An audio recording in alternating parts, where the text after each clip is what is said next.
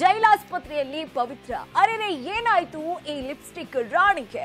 ಪ್ರತಿ ವಾರ ಜೈಲಿಗೆ ವಿಜಯಲಕ್ಷ್ಮಿ, ಪವಿತ್ರಾಗೆ ಹೊಟ್ಟೆ ಹುರಿ ಹೆಚ್ಚಾಯ್ತೆ. ದರ್ಶನ್ ದೂರ ಶುರುವಾಯ್ತಾ ಪವಿತ್ರ ಆಸ್ಪತ್ರೆ ಡ್ರಾಮಾ. ಹಳೇದೆಲ್ಲ ಬಿಟ್ಟು ದಿನೇ ದಿನೇ ಬದಲಾಗ್ತಾ ಇರೋದು ಹೇಗೆ? ಐರಾವತ. ದಾಸನ ಮನ ಪರಿವರ್ತನೆಯ ಆ ಮಹಾತ್ಮನ ಪುಸ್ತಕ ಹೇಗಿದೆ? ಇದೇ ಹೊತ್ತಿನ ವಿಶೇಷ. ಪವಿತ್ರ ಹಂಗೆ, ದರ್ಶನ್ ಹಿಂಗೆ. ಜೈಲಿನಲ್ಲಿದ್ದಂತಹ ಪವಿತ್ರ ಜೈಲಾಸ್ಪತ್ರೆಗೆ ಶಿಫ್ಟ್ ಆಗಿದ್ದಾರೆ. ಅಸಲಿಗೆ 3 ಹೊತ್ತು ಶೋಕಿ ಮಾಡಿಕೊಂಡು ಕೈಗೊಂದಾಳು ಕಾಲ್ಗೊಂದಾಳು ಇಟ್ಕೊಂಡಿದ್ದಂತಹ ಆ ಪವಿತ್ರಕ್ಕೆ ಜೈಲು ವಾಸ ಚಿತ್ರ ಹಿಂಸೆ ಆಗ್ಬಿಟ್ಟಿದೆ. ಇದೊಂದ್ ಕಡೆ ಆದ್ರೆ ದಿನದಿಂದ ದಿನಕ್ಕೆ ದರ್ಶನ್ ಬೇರೆ ಪವಿತ್ರಾಳಿಂದ ದೂರ ಆಗ್ತಿದ್ದಾರೆ. ಇದು ಪವಿತ್ರಾಳನ್ನ ಇನ್ನೂ ಚಿಂತೆಗೆ ದೂಡುವಂತೆ ಮಾಡ್ಬಿಟ್ಟಿದೆ. ಇದೆಲ್ಲದರ ಮಧ್ಯೆ ವಾರ ಆದ್ರೆ ಗಂಡನನ್ನ ನೋಡೋದಿಕ್ಕೆ ವಿಜಯಲಕ್ಷ್ಮಿ ಬರ್ತಿದ್ದಾರೆ. ಅದಂತೂ ಪವಿತ್ರಾಗೆ ಹೊಟ್ಟೆಗೆ ಹುರಿ ಬಿದ್ದಂತೆ ಆಗ್ಬಿಟ್ಟಿದೆ. ಇದೆಲ್ಲದರ ಪರಿಣಾಮ ಇದೀಗ ಪವಿತ್ರ ಜೈಲಾಸ್ಪತ್ರೆಗೆ ಸೇರುವಂತಾಗಿದೆ. ಅಷ್ಟಕ್ಕೂ ಈ ಜೈಲಾಸ್ಪತ್ರೆಯ ಹಿಂದೆ ಬೇರೆಯದ್ದೇ ಕತೆ ಅಡಗಿದ್ಯಾ ಹೇಗೆ? ಅದನ್ನೇ ತೋರಿಸ್ತೀವಿ ನೋಡಿ. ಜೈಲಾಸ್ಪತ್ರೆಯಲ್ಲಿ ಪವಿತ್ರ. ಅರೆರೆ ಏನಾಯ್ತು ಲಿಪ್ಸ್ಟಿಕ್ ರಾಣಿಗೆ? ಪ್ರತಿ ವಾರ ಜೈಲಿಗೆ ವಿಜಯಲಕ್ಷ್ಮಿ, ಪವಿತ್ರಾಗೆ ಹೊಟ್ಟೆ ಉರಿ ಹೆಚ್ಚಾಯ್ತೆ. ದರ್ಶನ್ ದೂರ ಶುರುವಾಯ್ತಾ ಪವಿತ್ರ ಆಸ್ಪತ್ರೆ ಡ್ರಾಮಾ. ಹಳೆದೆಲ್ಲ ಬಿಟ್ಟು ದಿನೇ ದಿನೇ ಬದಲಾಗ್ತಾ ಇರೋದು ಹೇಗೆ? ಐರಾವತ. ದಾಸನ ಮನ ಪರಿವರ್ತಿಸ್ತಾ ಇದೆಯಾ ಆ ಮಹಾತ್ಮನ ಪುಸ್ತಕ?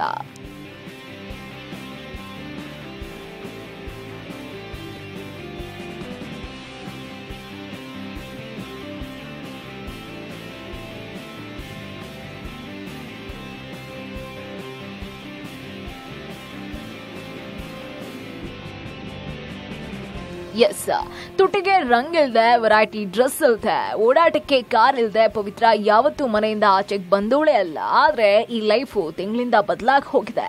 ಎಲ್ಲದಕ್ಕೂ ಬೇಡುವ ಸ್ಥಿತಿ, ಅನುಮತಿ ಪಡಿಬೇಕಾಗಿರುವಂತಹ ಪರಿಸ್ಥಿತಿ. ಚಂದ ಇದ್ದಂತಹ ಲೈಫ್ ನ ತಾನಾಗೆ ಹಾಳು ಮಾಡ್ಕೊಂಡಂತಹ ಪವಿತ್ರ ಇದೀಗ ಅರಮನೆಯ ಬದುಕು ಬಿಟ್ಟು ಸೆರೆಮನೆಯಲ್ಲಿ ಕಾಲ ದುಡುವಂತಾಗಿದೆ. ಒಂದೇ ಒಂದು ಕ್ಷಣ ಸರಿಯಾಗಿ ಬುದ್ಧಿ ಉಪಯೋಗ ಮಾಡಿದ್ರು ಕೂಡ, ಅಥವಾ ತನ್ನ ಬುದ್ಧಿ ತನ್ನದೇ ಕೈಯಲ್ಲಿ ಇಟ್ಕೊಂಡಿದ್ರು ಪವಿತ್ರಾಗೆ ಮಾತ್ರವಲ್ಲ, ದರ್ಶನ್ಗೂ ಇಂತಹ ಪರಿಸ್ಥಿತಿ ಬರ್ತಾ ಇರ್ಲಿಲ್ಲ. ಮನೆ ಕೆಲಸದವನು ಪ್ರವೋಕ್ ಮಾಡ್ದ ಅಂತ ಮಾಡೋ ಕೆಲಸ ಬಿಟ್ಟು ದರ್ಶನ್ಗೆ ಕಿವಿಯೋದಿ ಇದೀಗ ಐಷಾರಾಮಿ ಬಂಗ್ಲೆಯ ಅಡ್ರೆಸ್ ಕಳ್ಕೊಂಡು ಕೇರ್ ಆಫ್ ಪರಪ್ಪನ ಅಗ್ರಹಾರ ಆಗಿದ್ದಾಳೆ ಪವಿತ್ರ.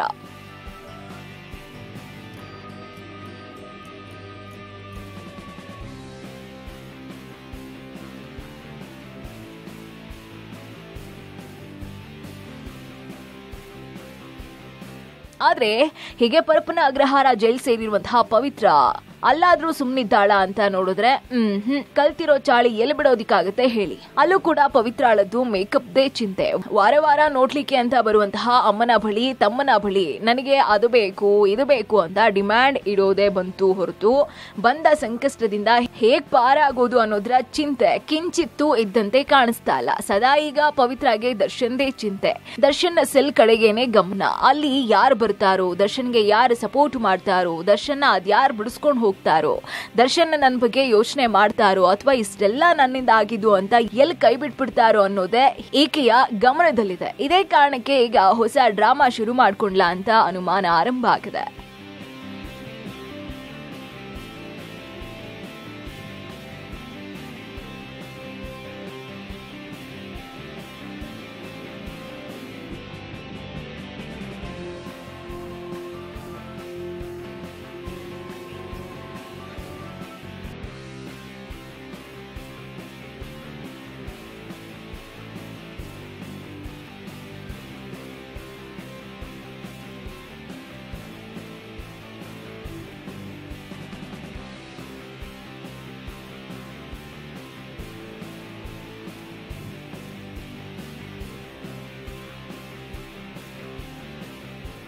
ಪ್ರತಿ ವಾರವೂ ದರ್ಶನ್ ನೋಡಕ್ಕೆ ಬರ್ತಿದ್ದಾರೆ ವಿಜಯಲಕ್ಷ್ಮಿ.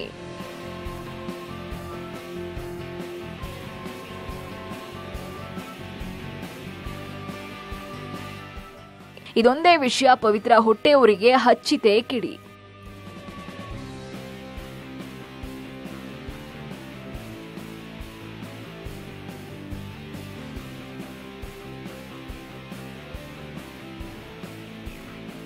ಎಸ್, ದರ್ಶನ್ ವಿಜಯಲಕ್ಷ್ಮಿ ಜೊತೆ ಅದ್ ಹೇಗೆ ಸಂಸಾರ ನಡೆಸ್ಕೊಂಡು ಹೋಗ್ಲಿ, ಅವರ ಲೈಫ್ ನಲ್ಲಿ ಪವಿತ್ರಾಗ್ ಮಾತ್ರ ವಿಶೇಷ ಗೆಳತಿಯ ಸ್ಥಾನ ಇತ್ತು.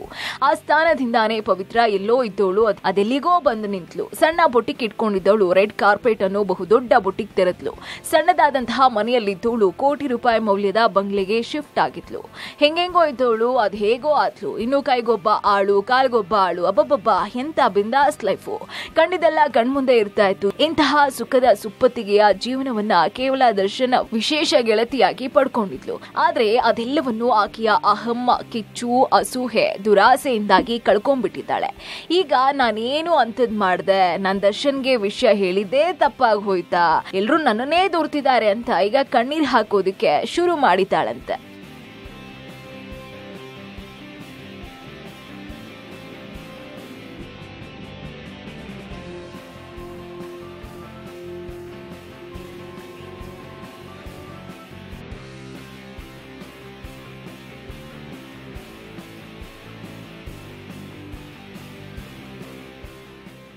ಇನ್ನು ಇದೆಲ್ಲದರ ಮಧ್ಯೆ ಅವಳ ಹೊಟ್ಟೆಗೆ ಉರಿ ಇಟ್ಟಂತಹ ಸಂಗತಿ ಅಂದ್ರೆ, ವಾರ ಆದ್ರೆ ವಿಜಯಲಕ್ಷ್ಮಿ ತನ್ನ ಗಂಡನನ್ನ ನೋಡೋದಿಕ್ಕೆ ಪರಪ್ಪನ ಅಗ್ರಹಾರ ಜೈಲ್ಗೆ ಬರ್ತಾ ಇರೋದು. ಮೊದಲಿನಿಂದಾನು ವಿಜಯಲಕ್ಷ್ಮಿ ಬಗ್ಗೆ ಅಸೂಯೆ ಪಡ್ತಾನೆ ಬಂದಿರುವಂತಹ ಪವಿತ್ರ ಈಗ ಆಕೆ ತನ್ನ ಗಂಡನನ್ನ ನೋಡೋದಿಕ್ಕೆ ಜೈಲಿಗೆ ಬಂದ್ರೆ ಸಾಕು ಧಗನೆ ಉರ್ಕೊಳ್ತಾ ಇದ್ದಾಳಂತೆ. ಇನ್ನು ವಿಜಯಲಕ್ಷ್ಮಿ ದರ್ಶನ್ ಬಳಿ ಹಾಗೆ ಸುಮ್ನೆ ಬಂದ್ ಹೋಗ್ತಾ ಇಲ್ಲ. ಅವರನ್ನ ಈ ನರಕದ ಕೂಪದಿಂದ, ದರ್ಶನ್ ವಿರುದ್ಧ ಕೇಳಿ ಬಂದಂತಹ ಕೊಲೆ ಆರೋಪದಿಂದ ಬಿಡಿಸ್ಕೊಳ್ಳೋದಿಕ್ಕೆ ಪರದಾಡ್ತಾ ಇದ್ದಾರೆ. ದರ್ಶನ್ ಬಳಿನೂ ಈ ಬಗ್ಗೆ ಚರ್ಚೆ ಮಾಡಿ ಹೋಗ್ತಿದ್ದಾರೆ. ಇಂತಹ ಚರ್ಚೆ ವೇಳೆಯೇ ವಿಜಯಲಕ್ಷ್ಮಿ ದರ್ಶನ್ಗೆ ಕಂಡೀಷನ್ ಹಾಕಿದ್ದಾರೆ ಅನ್ನೋ ಮಾತುಗಳು ಕೂಡ ಕೇಳಿ ಬಂದಿತ್ತು. ಒಂದ್ ವೇಳೆ ವಿಜಯಲಕ್ಷ್ಮಿ ದರ್ಶನ್ನ ಈ ಸಂಕಷ್ಟದಿಂದ ಹೊರ ತರಬೇಕು ಅನ್ನೋದಾದ್ರೆ ಇನ್ನು ಪವಿತ್ರ ಗೌಡ ಸಂಬಂಧಕ್ಕೆ ತಿಲಾಂಜಲಿ ಹಾಡಲೇಬೇಕು ಅಂತ ಷರತ್ತು ಹಾಕಿದ್ದಾರೆ ಅನ್ನೋ ಮಾತು ಕೇಳಿ ಬಂದಿದೆ.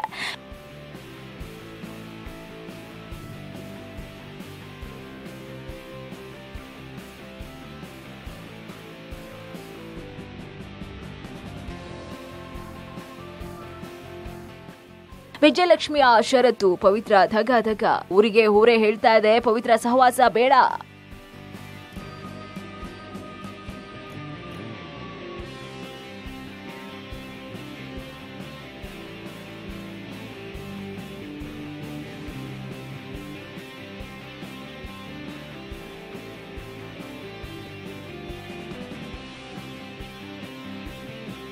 ಎಸ್, ದರ್ಶನ್ ಈಗ ಏಕಾಂಗಿ, ಯಾರೊಬ್ರು ದರ್ಶನ್ ಸಹಾಯಕ್ಕೆ ಬಂದಿಲ್ಲ. ಇಂತಹ ಸಂದರ್ಭದಲ್ಲಿ ಮತ್ತೆ ನಾನಿದ್ದೀನಿ ಅಂತ ಬೆನ್ನಿಗೆ ನಿಂತಿದ್ದು ಅದೇ ಧರ್ಮ ಪತ್ನಿ ವಿಜಯಲಕ್ಷ್ಮಿ. ಹೆಚ್ಚು ಎಲ್ಲಿಯೂ ಮಾತನಾಡೋದಿಕ್ಕೆ ಬಯಸದೆ ಹೋದ್ರು ದರ್ಶನ್ನ ಈ ಸಂಕಷ್ಟದಿಂದ ಹೊರಗೆ ತರೋದಿಕ್ಕೆ ಏನೆಲ್ಲ ಮಾಡಬಹುದು ಎಂಬ ಲೆಕ್ಕಾಚಾರ ಹಾಕುತ್ತಿದ್ದಾರೆ. ಅವರೊಬ್ಬರೇ ಇದೀಗ ದರ್ಶನ್ಗೆ ಬೆನ್ನೆಲುಬಾಗಿ ನಿಂತಿರೋದು. ಅದು ದರ್ಶನ್ ಪವಿತ್ರ ಜೊತೆಗಿನ 10 ವರ್ಷದ ಸಂಬಂಧ ಜಗತ್ ಜಾಹೀರಾದ ಮೇಲೇನು ಕೊಲೆ ಪ್ರಕರಣದಲ್ಲಿ ತಗ್ಲಾಕೊಂಡಂತಹ ಬಳಿಕನೂ ಒಂದಿಷ್ಟು ಹೆದರದೆ, ಅಂಜದೆ, ಕುಗ್ಗದೆ, ತಲೆ ತಗ್ಗಿಸದೆ ಗಂಡನನ್ನ ಉಳಿಸ್ಕೊಳ್ಳೋದಿಕ್ಕೆ ಹರ ಸಾಹಸ ಪಡ್ತಿದ್ದಾರೆ. ಆದ್ರೆ ಯಾವಾಗ ವಿಜಯಲಕ್ಷ್ಮಿ ದರ್ಶನ್ ಇದ್ದಂತಹ ಜೈಲಿಗೆ ವಾರವೂ ಬರೋದಿಕ್ಕೆ ಶುರುವಾದ್ರು, ದರ್ಶನ್ನ ಸಂಕಷ್ಟಕ್ಕೆ ಊರುಗೋಲಾದ್ರು, ಆಗ್ಲೇ ಪವಿತ್ರ ಗೌಡ ಹೊಟ್ಟೆಗೆ ಕಿಚ್ಚು ಬಿದ್ದಂತಾಗಿದೆ. ಅಲ್ಲಿಂದಾನೇ ನೋಡಿ ಪವಿತ್ರ ಆರೋಗ್ಯ ಕೈಕೊಟ್ಟಿತ್ತು. ಅಷ್ಟಕ್ಕೂ ಈ ವಿಜಯಲಕ್ಷ್ಮಿಗೆ ಮಾತ್ರ ದರ್ಶನ್ ಪವಿತ್ರಾಳಿಂದ ದೂರ ಉಳಿದ್ರೆ ಸಾಕು ಅಂತ ಅನ್ಸಿಲ್ಲ. ದರ್ಶನ್ ಅಭಿಮಾನಿಗಳಿಗೂ ಹಾಗೂ ಸ್ನೇಹಿತರಿಗೂ ಇದೀಗ ದರ್ಶನ್ ಪವಿತ್ರ ಸಹವಾಸ ಬಿಡ್ಲಿ ಅಂತ ಅನ್ಸಿದೆ. ಅಷ್ಟೇ ಅಲ್ಲ, ಇವತ್ತು ದರ್ಶನ್ ಜೈಲಿನಲ್ಲಿ ಕೂರೋದಿಕ್ಕೆ ಆಕೆನೇ ಕಾರಣ ಅನ್ನೋ ಆಕ್ರೋಶ ಮಡುಗಟ್ಟಿದೆ. ಅಲ್ಲದೆ ದರ್ಶನ್ನೇ ನಂಬ್ಕೊಂಡು ಹೊಟ್ಟೆ ಹೊರೆಯೋ ಮಂದಿ ಸಾಕಷ್ಟು ಮಂದಿ ಇದ್ದಾರೆ. ಅಂತವ್ರಿಗೆಲ್ಲ ಇವತ್ತು ತುಂಬಾನೇ ನಷ್ಟ ಆಗಿದೆ ಅನ್ನೋದಾದ್ರೆ ಅದಕ್ಕೆ ಕಾರಣ ಈ ಪವಿತ್ರ ಗೌಡ. ಈ ಪವಿತ್ರ ಗೌಡನಿಂದಾಗಿನೇ ದರ್ಶನ್ ಈ ಸ್ಥಿತಿಗೆ ಬಂದಿತ್ತು. ದರ್ಶನ್ ನಂಬಿಕೊಂಡವ್ರಿಗೆಲ್ಲ ಇವತ್ತು ಸಿನಿಮಾ ಮಾಡ್ಲಾಗದೆ ಪರದಾಡ್ತಾ ಇದ್ದಾರೆ. ಹೀಗಾಗಿ ಅವರೊಂದು ರೀತಿಯಲ್ಲಿ ಸಂಕಷ್ಟವನ್ನ ಅನುಭವಿಸ್ತಾ ಇದ್ರೆ, ಪವಿತ್ರಾಗ್ ಮಾತ್ರ ಇದ್ಯಾವುದರ ಯೋಚನೆನೂ ಇದ್ದಂತೆ ಕಾಣಿಸ್ತಾ ಇಲ್ಲ.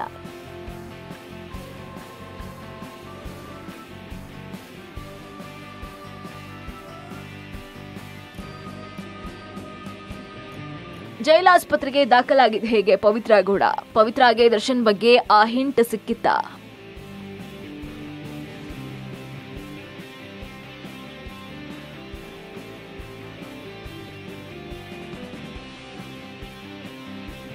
ಎಸ್, ಈತ ದರ್ಶನ್ ಜೈಲ್ನಲ್ಲಿ ದಿನೇ ಕುಗ್ಗ್ ಹೋಗ್ತಾ ಇದ್ದಾರೆ. ಮತ್ತೊಂದ್ ಕಡೆ ಕೋಪದ ಕೈಗೆ ಬುದ್ಧಿ ಕೊಟ್ಬಿಟ್ಟೆ, ಕ್ಷಣಕಾಲ ಯೋಚಿಸಬೇಕಾಗಿತ್ತು ಅನ್ನೋ ಪಶ್ಚಾತ್ತಾಪ ಬೇರೆ ಕಾಡ್ತಾ ಇದೆ. ತಲೆ ಹಿಡಿಬೇಡ, ತಲೆ ಹೊಡಿಬೇಡ ಅಂತಿದ್ದಂತಹ ತಾನೇ ತಲೆ ಹೊಡೆದ್ಬಿಟ್ಟೆ. ಅಲ್ಲದೆ ನನ್ನ ನಂಬ್ಕೊಂಡಂತಹ ನಿರ್ಮಾಪಕರ ಕತೆ ಏನು, ಇದೆಲ್ಲ ಯಾವಾಗ ಮುಗಿಯುತ್ತೋ ಅನ್ನೋ ಯೋಚನೆಯಲ್ಲಿ ಮುಳುಗಿದ್ದು ಹೇಗಾದ್ರೂ ಮಾಡಿ ಇನ್ನೊಂದು ಬಾರಿ ಜೈಲಿನಿಂದ ಹೊರಗೆ ಬರೋದಕ್ಕೆ ದೇವರು ಅವಕಾಶ ಕೊಡ್ಲಿ ಅಂತ ದೇವರ ಮೊರೆ ಹೋಗಿದ್ದಾರೆ. ಅಲ್ಲದೆ ಕುಟುಂಬ ಹಾಕಿರುವಂತಹ ಕಂಡೀಷನ್ಗೂ ಒಪ್ಕೊಂಡಿದ್ದಾರೆ ಅಂತ ಹೇಳಲಾಗ್ತಾ ಇದೆ. ಹಾಗಾಗಿ ಸದ್ಯ ಪವಿತ್ರಾಳಿಂದ ದೂರಾನೇ ಉಳ್ಕೊಳ್ಳೋದಕ್ಕೆ ಶುರು ಮಾಡಿದ್ದಾರಂತೆ. ಇನ್ನು ತನ್ನ ನೋಡೋದಿಕ್ ಬಂದಂತಹ ಪವಿತ್ರಾಳ ಸ್ನೇಹಿತೆ ಸಮತಾ ಬಳಿನೂ ಕೂಡ ಪವಿತ್ರ ಬಗ್ಗೆ ಏನು ಹೇಳಿಲ್ಲ ಕೇಳಿಲ್ಲ. ಇದೆಲ್ಲದರಿಂದ ಈಗ ಪವಿತ್ರ ಗೌಡಗೆ ಇನ್ನೂ ದರ್ಶನ್ ತನ್ನಿಂದ ದೂರ ಉಳಿತಾರೆ ಅನ್ನೋ ಆತಂಕ ಬೇರೆ ಶುರುವಾಗ್ಬಿಟ್ಟಿದೆ.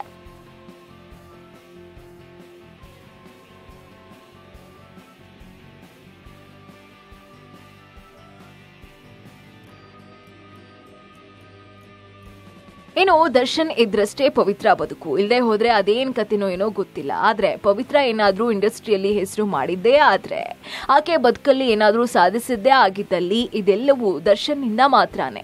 ಅಂತಹದ್ರಲ್ಲಿ ಇದೇ ದರ್ಶನ್ ದೂರ ಆದ್ರೆ ತನ್ನ ಬದುಕು ಮುಂದೆ ಹೇಗೆ ಅನ್ನೋ ಚಿಂತೆ ಪವಿತ್ರಾಳನ್ನ ಕಾಡ್ತಾ ಇದೆ. ಅಲ್ಲದೆ ಆಕೆಗೂ ಜೈಲಿನ ಊಟ ಸೇರ್ತಾ ಇಲ್ಲ, ಸಹ ಕೈದಿಗಳ ಸಹವಾಸ ಆಕೆಯನ್ನ ಮಾನಸಿಕವಾಗಿ ಕುಗ್ಗುವಂತೆ ಮಾಡ್ತಾ ಇದೆ. ಇದೆಲ್ಲದರ ನಡುವೆ ಇದೀಗ ದರ್ಶನ್ ಕೂಡ ತನ್ನ ಬಗ್ಗೆ ತಲೆ ಕೆಡಿಸ್ಕೊಳ್ತಾ ಇಲ್ಲ ಅನ್ನೋ ಯೋಚನೆನೂ ಕೂಡ ಸೇರಿ ಇದೀಗ ಪವಿತ್ರಾಳ ಆರೋಗ್ಯ ಸ್ಥಿತಿ ಹದಗೆಡ್ತಾ ಗೊತ್ತಿಲ್ಲ.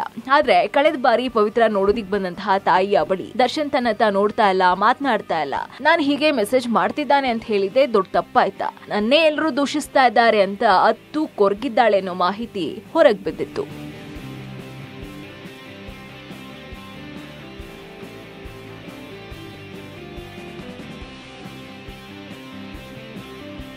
ಎರಡು ದಿನದಿಂದ ಪವಿತ್ರ ಜೈಲು ಆಸ್ಪತ್ರೆಯಲ್ಲಿ ಅಡ್ಮಿಟ್ ಆಗೋದ್ರ ಹಿಂದಿದ್ಯಾ ಬೇರೆಯದ್ದೇ ಹುನ್ನಾರ?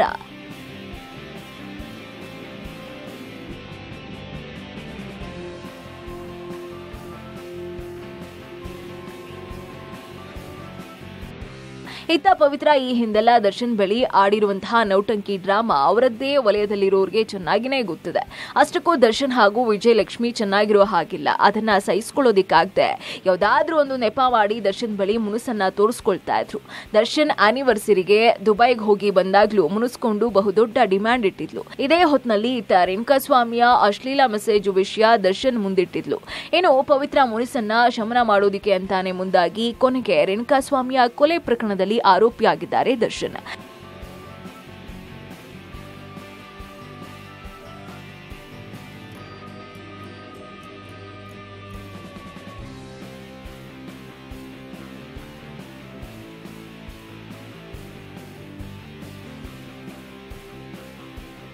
ಇದನ್ನೆಲ್ಲ ಅರ್ತಿರುವಂತಹ ದರ್ಶನ್ ಈಗಂತೂ ಏನಾದ್ರೂ ಸರಿನೇ, ಇನ್ನು ಪವಿತ್ರ ಕಡೆಗೆ ತಿರುಗಿ ನೋಡಬಾರ್ದು ಅಂತ ಏನಾದ್ರೂ ನಿರ್ಧಾರ ಮಾಡಿದಾರ ಏನೋ ಗೊತ್ತಿಲ್ಲ. ಆದ್ರೆ ದರ್ಶನ್ ತಿರುಗಿ ನೋಡದೆ ಹೋದ್ರೆ ಮುಂದೆ ನನ್ ಗತಿ ಏನು ಅನ್ನೋ ಯೋಚನೆ ಶುರುವಾಗಿ ಆರೋಗ್ಯದಲ್ಲಿ ಏರುಪೇರು ಮಾಡಿಕೊಂಡು ಪವಿತ್ರ ಹೀಗೆ ಜೈಲಾಸ್ಪತ್ರೆಯಲ್ಲಿ ಅಡ್ಮಿಟ್ ಆದ್ಲಾ ಅನ್ನೋದು ಸಹ ಸರಿಯಾಗಿ ಗೊತ್ತಿಲ್ಲ.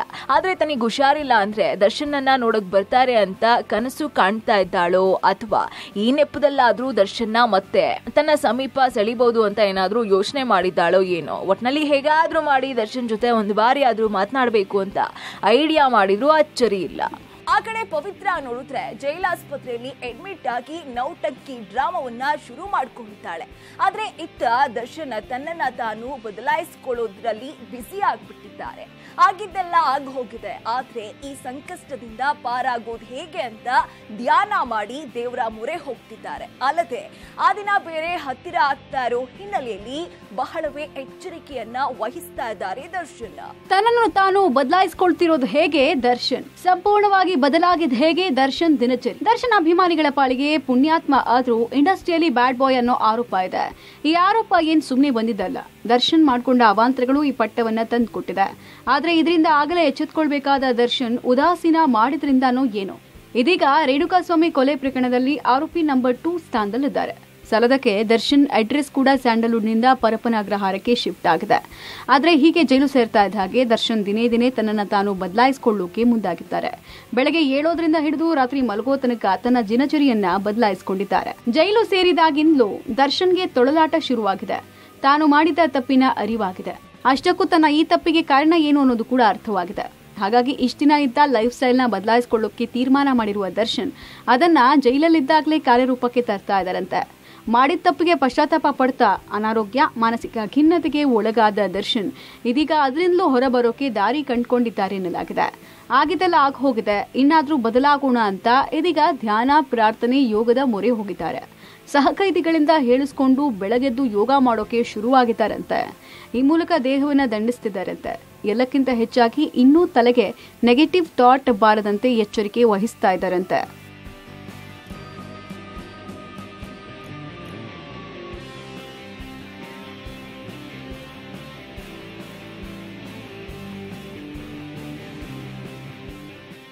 ಇನ್ನೂ 2 ದಿನ ಆ ದೃಶ್ಯಗಳು, ಸಾಕ್ಷಿಗಳು, ವರದಿ. ದರ್ಶನ್ಗೆ ಕಾಡಿದೆ ಆ ಚಿಂತೆ. ಏನಾಗಲಿದೆ ದರ್ಶನ್ ಅರ್ಜಿ?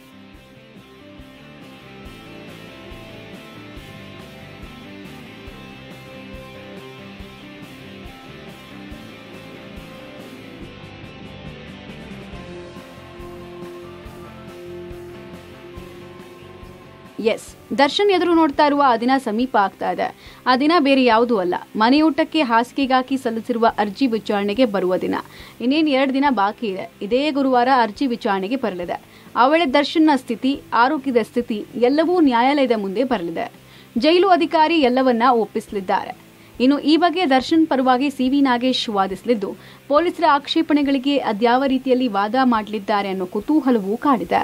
ಈ ಬಗ್ಗೆ ಚಿಂತೆ ಬೇಡ, ಕಾದು ನೋಡೋಣ, ಎಲ್ಲವೂ ಒಳ್ಳೇದಾಗುತ್ತೆ ಅಂತ ಇತ್ತ ಸೋಮವಾರ 4ನೇ ಬಾರಿ ಭೇಟಿ ಮಾಡಿದ ವಿಜಯಲಕ್ಷ್ಮಿ ದರ್ಶನ್ಗೆ ಧೈರ್ಯ ತುಂಬಿದ್ದಾರೆ. ಆದರೂ ದರ್ಶನ ಕಾಡ್ತಾ ಇರೋದು ಮಾತ್ರ ಆ ಸಾಕ್ಷಿಗಳು, ದೃಶ್ಯಗಳು ಮತ್ತು ಆ ವರದಿ.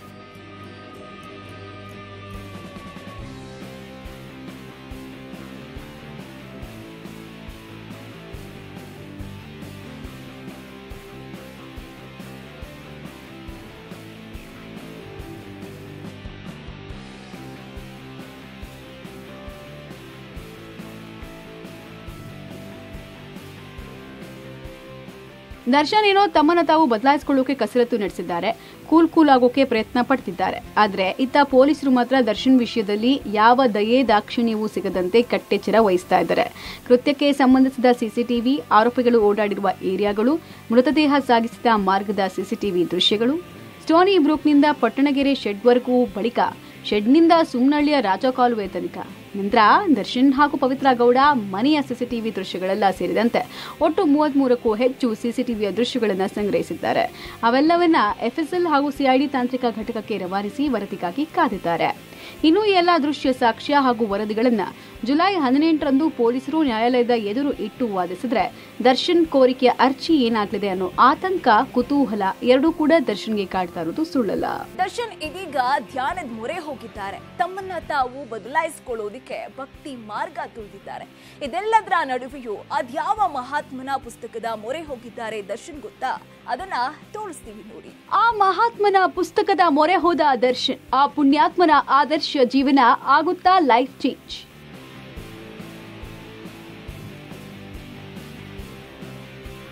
ಸದ್ಯ ದರ್ಶನ್ ತನ್ನ ಕ್ಯಾರೆಕ್ಟರ್ ಬದಲಾಯಿಸೋಕೆ ಮುಂದಾಗಿದ್ದಾರೆ. ಇಲ್ಲಿ ತನಕ ನಡೆಸಿದ ಬದುಕಿಗೆ ಫುಲ್ ಸ್ಟಾಪ್ ಹಾಕಿ ಇನ್ನಾದ್ರೂ ಬದಲಾಗೋಣ ಅಂತ ಮನಸ್ಸು ಮಾಡಿ ಜೈಲಲ್ಲಿ ತನ್ನ ಕೋಪವನ್ನೆಲ್ಲ ಬದಿಗಿಟ್ಟು ಧ್ಯಾನ, ಯೋಗ, ಪ್ರಾರ್ಥನೆಯಲ್ಲಿ ತೊಡಗಿದ್ದಾರಂತೆ. ಇದರ ಜೊತೆಗೆ ಹನುಮಾನ್ ಚಾಲಿಸ ಮಂತ್ರ ಪಠಣೆಯಲ್ಲೂ ತೊಡಗಿಸಿಕೊಂಡಿದ್ದಾರೆ ಅನ್ನೋದನ್ನ ಇತ್ತೀಚೆಗಷ್ಟೇ ಕೇಳಿದ್ರಿ. ಆದ್ರೆ ಇದ್ಯಾವುದು ಸಾಲದು ಅಂತ ಆ ಪುಣ್ಯಾತ್ಮ ಪುಸ್ತಕ ಕರೆಸಿ ಓದೋದಕ್ಕೆ ಶುರುವಾಗಿದ್ದಾರಂತೆ. ಅಷ್ಟಕ್ಕೂ ದರ್ಶನ್ ಆಗಾಗ ಪುಸ್ತಕ ಓದೋ ಅಭ್ಯಾಸ ಇಟ್ಕೊಂಡಿದ್ರು. ಆದ್ರೆ ಇತ್ತೀಚಿನ ದಿನಗಳಲ್ಲಿ ಅಭ್ಯಾಸ ಮಾಯವಾಗಿತ್ತು. ಆದ್ರೆ ಈಗ ಜೈಲಲ್ಲಿ ಮತ್ತೆ ಓದುವ ಹವ್ಯಾಸ ಶುರು ಮಾಡ್ಕೊಂಡಿದ್ದಾರೆ. ಆಗ ಅವರು ಕೈಗೆತ್ಕೊಂಡಿದ್ದು ಅದ್ಯಾವ ಪುಸ್ತಕ ಗೊತ್ತಾ? ಸ್ವಾಮಿ ವಿವೇಕಾನಂದರ ಪುಸ್ತಕ.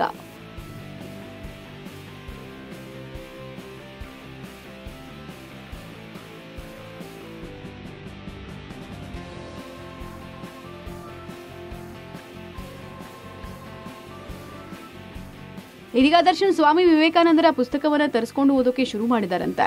ಈ ಪುಸ್ತಕ ಓದೋಕೆ ಶುರು ಮಾಡಿದ ಬಳಿಕ ಯೋಗ, ಧ್ಯಾನ, ಪ್ರಾರ್ಥನೆಯ ಮೊರೆ ಹೋದ್ರ ಗೊತ್ತಿಲ್ಲ.